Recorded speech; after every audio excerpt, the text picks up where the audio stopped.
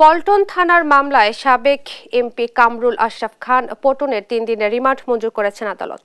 সোমবার ঢাকার metropolitan magistrate Nazmin Akter এই আদেশ দেন। এদিকে বৈষম্য বিরোধী ছাত্র আন্দোলনে নিহতের ঘটনায় বিভিন্ন থানার একাধিক মামলায় সাবেক আইসিটি প্রতিমন্ত্রী জুনায়েদ আহমেদ পলক সহ বেশ কয়েকজনকে ফের গ্রেপ্তার দেখানো হয়েছে।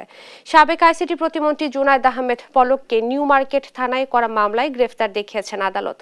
সাবেক মেজর জেনারেল জিয়াউল আহসান ও সাবেক এমপি সাদেক খানকে মোহাম্মদপুর থানার মামলায় গ্রেফতার দেখানো হয়।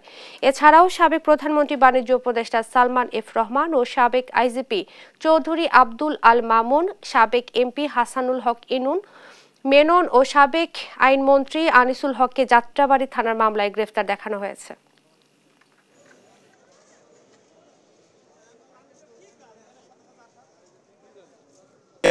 জিয়াউল হাসান, সাদেক খান, সালমান এফ রহমান, হাসানুল হক ইনু, রাশেদ খান মেনন এবং আনিসুল হক ও চৌধুরী আব্দুল আল মামুন তাদেরকে যাত্রাবাড়ী থানা, মোহাম্মদপুর থানা সহ বিভিন্ন থানায় হত্যা মামলা তাদেরকে গ্রেপ্তার দেখানো হয়।